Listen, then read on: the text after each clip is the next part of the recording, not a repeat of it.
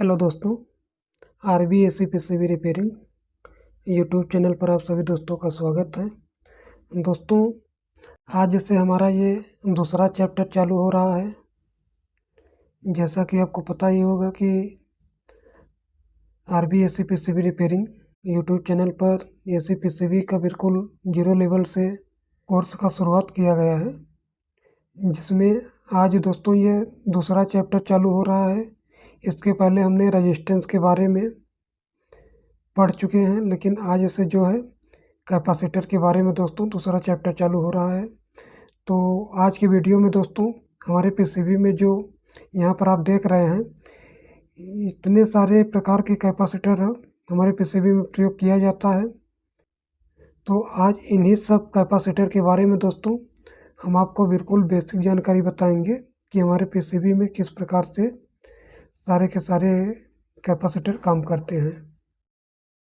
हमारे PCB में दोस्तों जो ये कैपेसिटर का प्रयोग किया जाता है वो दो प्रकार के कैपेसिटर का प्रयोग किया जाता है दोस्तों।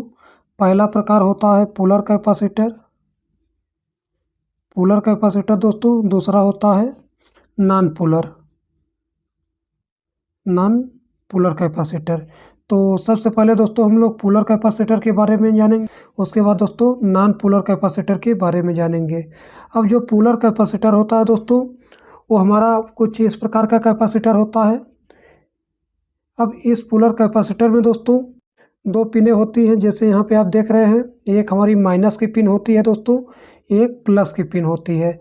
जिस साइड में दोस्तों ये माइनस का चिन्ह दिखेगा, यहाँ पे देखिए दोस्तों, जिस साइड में ये माइनस का चिन्ह दिखेगा तो ये हमारा माइनस का पिन होता है दोस्तों। जिस साइड में दोस्तों ये पूरा का पूरा ये प्लेन दिख रहा है, ये हमारा प्लस का पिन होता है। इस पोलर कैपेसिटर का प्रयोग दोस्तों हम लोग DC लाइन में प्रयोग करते हैं। यानी कि दोस्तों ये जो हमारा पोलर कैपेसिटर होता है ये सिर्फ DC लाइन में प्रयोग किया जाता है। इसको हम लोग AC लाइन में प्रयोग नहीं कर सकते, क्योंकि दोस्तों इसमें माइनस और प्लस है। और आप जानते हैं कि हमारे AC में क्या होता है कि प्लस माइनस चेंज होता रहता है, इसलिए इसको हम AC में प्रयोग नहीं कर सकते। अब ये जैसे दोस्तों यहाँ पे लिखा है 500 वोल्ट, यानी कि दोस्तों ये जो हमारा कैपेसिटर है इसका मैक्सिमम जो है 500 वोल्ट तक ये झेल सकता है। यानी कि दोस्तों जैसे ये हमारी एक DC लाइन है। अब मान के चलिए कि यहाँ पे अगर 500 वोल्टेज DC जो है अगर आता है दोस्तों, तो ये कैपेसिटर जो है इसको झेल सकता है। लेकिन दोस्तों ये सिर्फ कुछ टाइम के लिए, यानी कि दोस्तों ये इसका जो है मैक्सिमम 500 वोल्टेज है। वैसे तो दोस्तों हमारे PCB में जैसे मान लीजिए कि ये एक DC लाइन है, अगर ये 310 या 325 वोल्टेज का लाइन है दोस्तों, तो यहाँ पे हम लोग कम से कम 30 से 40% जो है दोस्तों इस कैपेसिटर की वैल्यू बढ़ा के ही रखते हैं। जैसे दोस्तों मान लीजिए कि 325 वोल्टेज का हमारा लाइन है, तो हम लोग ये कैपेसिटर को जो है कम से कम 450 वोल्ट या 500 वोल्ट का कैपेसिटर दोस्तों लगाते हैं। उसके बाद दोस्तों यहाँ पे देखेंगे ये लिखा गया है 15 माइक्रोफैराड, यानी कि दोस्तों ये जो 15 माइक्रोफैराड लिखा है ये इस कैपेसिटर का ताकत होता है दोस्तों, यानी कि एनर्जी। इसी कोडिंग के माध्यम से दोस्तों हम लोग इसको पढ़ते हैं कि ये हमारा जो कैपेसिटर है ये कितना ताकतवर है और ये कितनी इसके अंदर एनर्जी स्टोर हो सकती है। और उसके बाद देखेंगे दोस्तों यहाँ पे क्या लिखा गया है 85 डिग्री सेल्सियस, यानी कि दोस्तों ये हमारा जो कैपेसिटर है ये 85 डिग्री तक इसका जो टेम्परेचर है दोस्तों इसको झेल सकता है। अगर 85 डिग्री से ज़्यादा होता है दोस्तों तो यहाँ पे देखेंगे इसके ऊपर जो है दोस्तों ये लो मेटल बॉडी यहाँ पे प्रयोग किया जाता है दोस्तों, ताकि मान लीजिए कि हमारा जो कैपेसिटर है किसी तरीके से गर्म पड़ता है या हाई वोल्टेज यहाँ पे किसी तरीके से आता है दोस्तों, तो ये हमारी जो ऊपर की बॉडी होती है यहाँ पे ये बॉडी दोस्तों कुछ कमज़ोर बनाया जाता है, ताकि ये ऊपर से ये फूल के दोस्तों ब्लास्ट ना हो, इसीलिए इसको थोड़ा सा कमज़ोर बनाया जाता है। अब ये पोलर कैपेसिटर दोस्तों एसएमडी में भी आता है, जैसे यहाँ पे आप देख रहे हैं ये एक पोलर कैपेसिटर है दोस्तों, ये एसएमडी में है। तो यहाँ पे देखेंगे कितने वोल्ट का है, 25 वोल्टेज का। यानी कि दोस्तों ये जो हमारा कैपेसिटर है 25 वोल्टेज का है। और इसमें देखेंगे कि ये एक थोड़ा सा इधर ब्लैक पॉइंट दिख रहा है दोस्तों, तो इसका मतलब ये हुआ दोस्तों कि हमारा क्या है, ग्राउंड है। इधर ये ग्राउंड पिन है दोस्तों, और इस साइड देख रहे हैं उधर, उस साइड में दोस्तों उधर हमारा पूरा का पूरा प्लस है। जिस साइड में दोस्तों ये काली पट्टी दिख रही है हमारा माइनस होता है। और यहाँ पर देखेंगे दोस्तों ये 25 वोल्टेज के बाद यहाँ पर क्या लिखा गया है, 68। इसका मतलब ये हुआ दोस्तों कि ये हमारा 68 माइक्रो फैराड का कैपेसिटर है दोस्तों। अगर इसकी वैल्यू हम अगर आपको दिखाएं तो देखिएगा मल्टीमीटर में दोस्तों, ये देखिए दोस्तों 68 माइक्रो फैराड इस तरीके से। अब दोस्तों हम लोग नॉन पोलर कैपेसिटर के बारे में जानेंगे कि नॉन पोलर कैपेसिटर हमारे पीसीबी में किस लिए प्रयोग किया जाता है। अब ये जो नॉन पोलर कैपेसिटर होता है दोस्तों, इसको हम लोग एसी लाइन और डीसी लाइन, यानी कि दोस्तों इस नॉन पोलर कैपेसिटर को हम लोग एसी और डीसी दोनों में प्रयोग करते हैं, क्योंकि दोस्तों इसमें प्लस और माइनस पिन नहीं होता। अब इस नॉन पोलर कैपेसिटर की वैल्यू किस तरीके से पढ़ा जाता है दोस्तों, इसको देख लीजिए। जैसे दोस्तों यहाँ पे क्या लिखा गया है, 470 नैनो फैराड। यानी कि दोस्तों ये हमारा जो कैपेसिटर है ये 470 नैनो फैराड का कैपेसिटर है। और ये जो EM दिख रहा है दोस्तों, ये हमारा टॉलरेंस होता है। उसके बाद दोस्तों इस बड़े वाले कैपेसिटर को देखेंगे, यहाँ पे क्या लिखा गया है, 20 माइक्रो फैराड। यानी कि दोस्तों इस कैपेसिटर की जो ताकत वैल्यू है दोस्तों वो 20 माइक्रो फैराड है, और प्लस माइनस दोस्तों 5%। और इसका डीसी वोल्टेज दोस्तों यहाँ पे देखिए लिखा गया है, डीसी वोल्टेज 450 वोल्टेज। अब इस कैपेसिटर को दोस्तों हम लोग एसी और डीसी दोनों में प्रयोग कर सकते हैं। इसके बाद देखेंगे दोस्तों ये भी एक कैपेसिटर है, ये हमारी एसी मोटर में ज़्यादातर इसका प्रयोग किया जाता है। तो यहाँ पर देखेंगे दोस्तों क्या लिखा गया है, तो यहाँ पर देखिए दोस्तों क्या लिखा है, 1.5 माइक्रो फैराड। यानी कि दोस्तों इस कैपेसिटर की जो ताकत वैल्यू है दोस्तों वो कितना है, 1.5 माइक्रो फैराड। उसके बाद दोस्तों इस वाले कैपेसिटर का देखिए यहाँ पर क्या लिखा गया है, 20 माइक्रो फैराड। उसके बाद दोस्तों ये के है, के का मतलब होता है दोस्तों टॉलरेंस, यानी कि 20 माइक्रो फैराड और के इसका टॉलरेंस है दोस्तों। अब के का टॉलरेंस कितना होता है दोस्तों, हमने आपको पहले ही बताया है, जे के एल एम। यानी कि दोस्तों जे का 5%, के का 10%, एल का 15%, एम का 20%। ये जे के एल एम का टॉलरेंस होता है दोस्तों। अब जैसे यहाँ पे देखेंगे कि 20 माइक्रो फैराड और के लिखा है, इसका मतलब दोस्तों के का टॉलरेंस कितना है, 10%। अब ये दोस्तों जो माइक्रो फैराड में यानी कि 20 माइक्रो फैराड लिखा गया है, ये 10% कम भी हो सकता है और 10% ज़्यादा भी इसका जो ताकत वैल्यू है हो सकता है। और ये वोल्टेज देखेंगे दोस्तों, ये 400 वोल्टेज को झेल सकता है।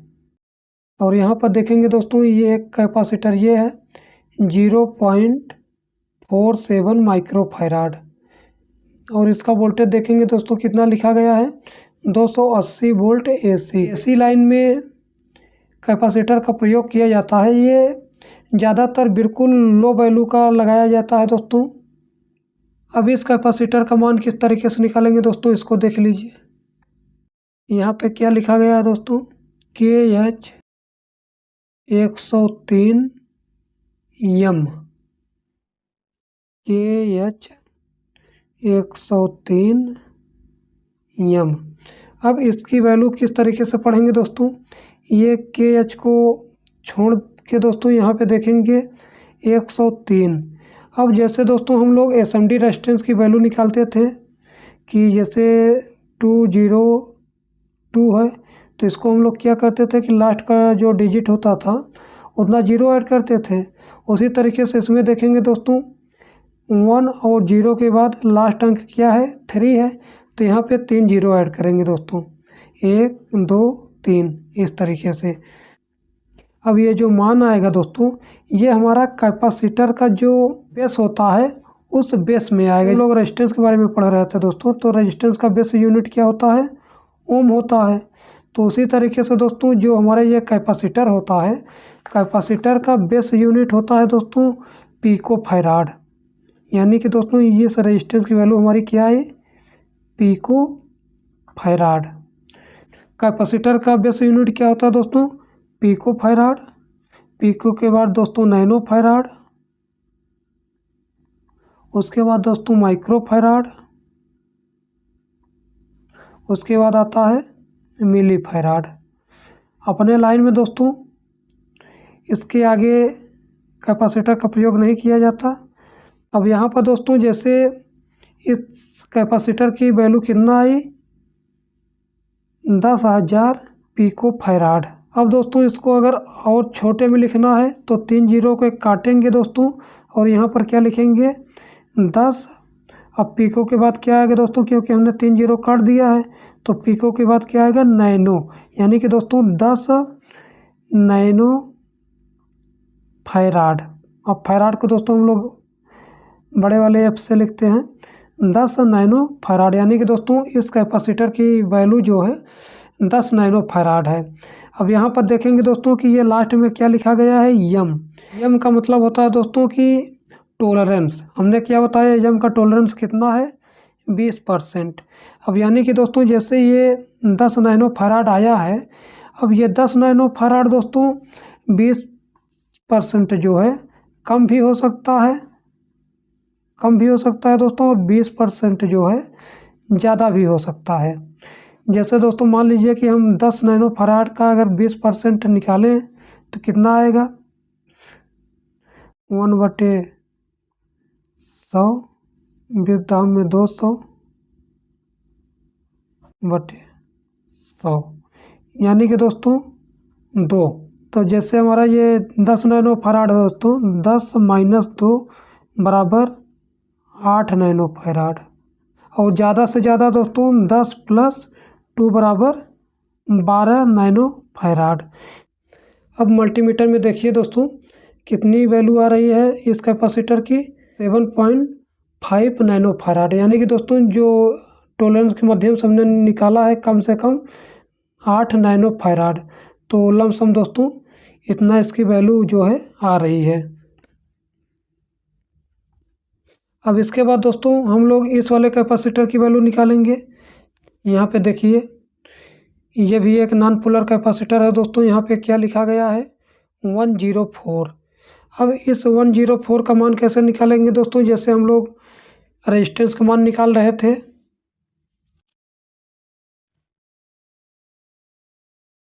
वन 104।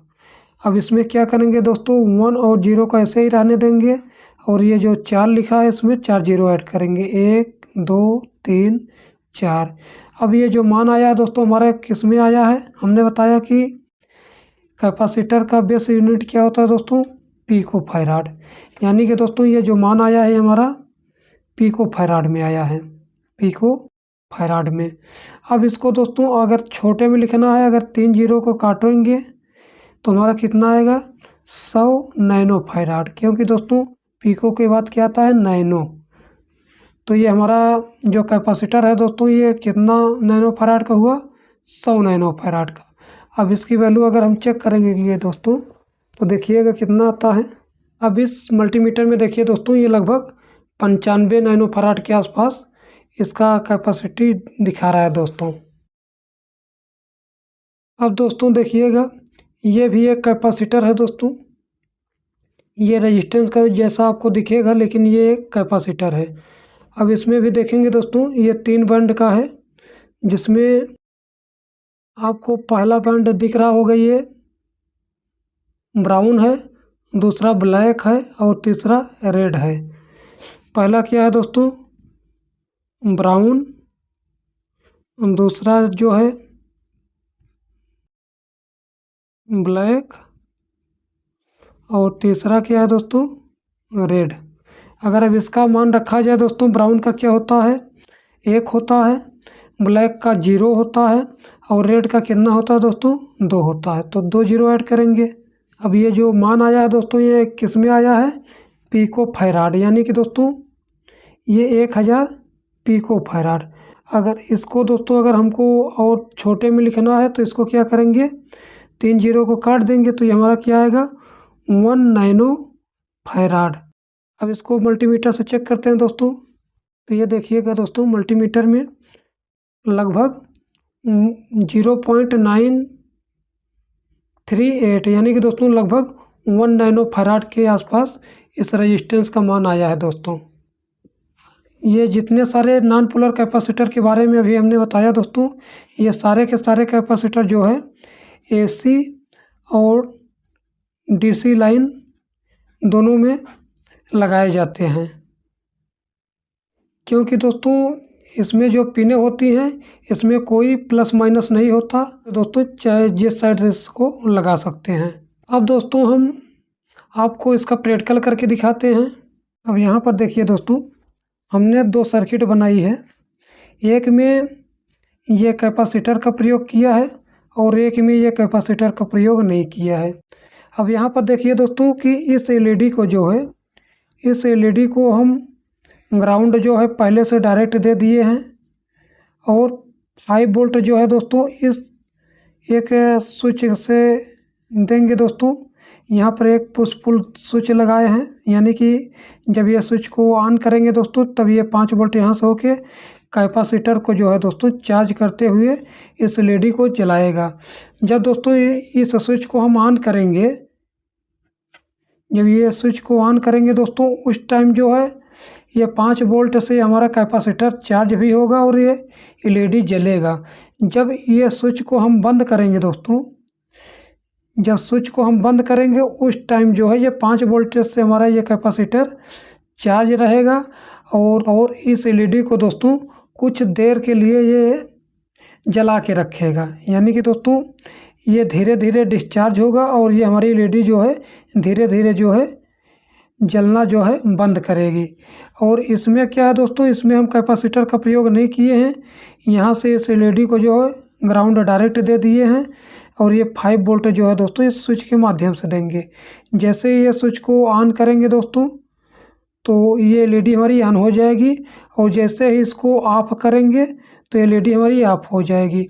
तो यहाँ पे दोस्तों आपको देखने को ये मिलेगा कि ये हमारा कैपेसिटर जो है किस तरीके से काम कर रहा है। यहाँ पे हमने क्या बताया कि दोस्तों कैपेसिटर का काम सिर्फ ये होता है कि वोल्टेज को चार्ज और डिस्चार्ज करना, यानी कि दोस्तों जैसे हमारी एक बैटरी होती है, जैसे हमारी एक बैटरी होती है दोस्तों, इस बैटरी को हम लोग क्या करते हैं चार्ज करते हैं।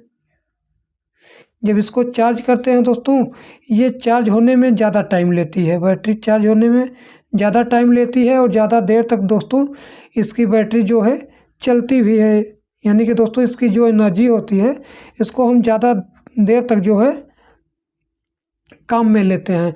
लेकिन जो हमारा ये कैपेसिटर होता है दोस्तों, ये जो कैपेसिटर होता है इस कैपेसिटर को दोस्तों हम लोग बहुत फास्ट चार्ज कराते हैं, यानी कि दोस्तों इस कैपेसिटर को हम लोग बहुत ही फास्ट चार्ज करते हैं और बहुत ही जल्दी दोस्तों ये डिस्चार्ज हो जाता है।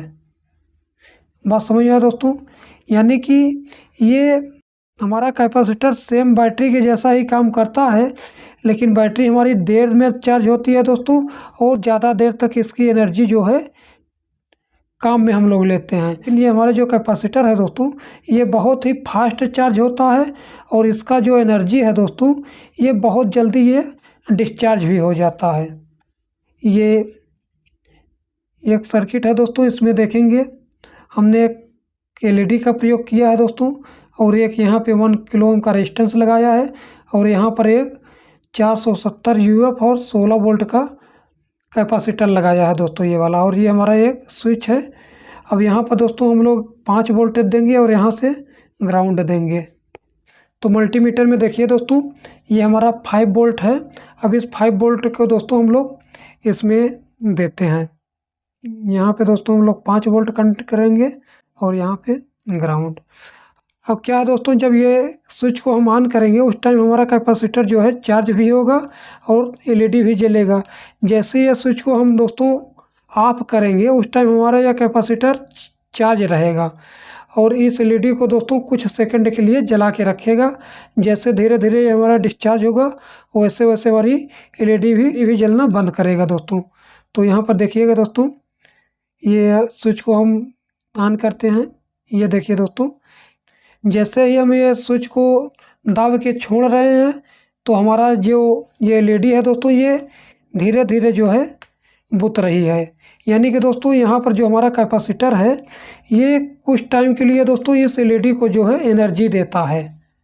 अब दोस्तों हम एक बार इस वाले में आपको वोल्टेज दे के दिखाते हैं जिसमें हम कैपेसिटर को नहीं लगाए हैं। इसमें क्या होगा दोस्तों, जैसे यहाँ पे हम 5 वोल्टेज देंगे और यहाँ पे ग्राउंड।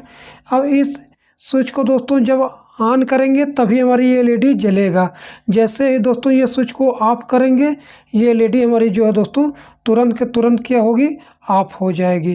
तो इसको देखिएगा दोस्तों, यहाँ पे हमने 5 वोल्टेज इसको दे देते हैं दोस्तों इस तरीके से, और यहाँ पे ग्राउंड देते हैं। अब देखिएगा दोस्तों, इस स्विच को हम ऑन करते हैं। ये देखिए दोस्तों, जैसे ही हम स्विच को ऑन कर रहे हैं दोस्तों ये एलईडी जल रही है और जैसे ही छोड़ रहे हैं तुरंत बुझ जा रही है दोस्तों। ये देखिए, ये अब यहाँ पर क्या हो रहा है दोस्तों कि कैपेसिटर तो लगा नहीं है कि चार्ज और डिस्चार्ज होगा, इसको कुछ देर के लिए एनर्जी देगा।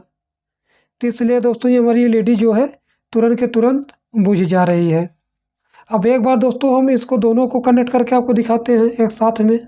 अब यहाँ पर देखिए दोस्तों, हमने ये दोनों सर्किट को आपस में जोड़ दिया है। अब दोनों स्विच को एक साथ दाबेंगे दोस्तों। देखिएगा, जिस वाले सर्किट में दोस्तों ये कैपेसिटर लगा है ये एलईडी हमारी जो है देर तक जलती रहेगी, और जिस वाले सर्किट में दोस्तों कैपेसिटर का प्रयोग नहीं किए हैं ये तुरंत के तुरंत जो है ऑफ हो जाएगी। तो ये देखिएगा दोस्तों, ये इस वाले में कैपेसिटर का प्रयोग किया गया है दोस्तों, ये वाली एलईडी जो है देर तक जलती रहती है। देखिएगा दोस्तों फिर से, ये देखिए दोस्तों, ये वाली एलईडी जो है दोस्तों तुरंत के तुरंत ऑफ हो जा रही है क्योंकि इसमें कैपेसिटर का प्रयोग नहीं किया गया है।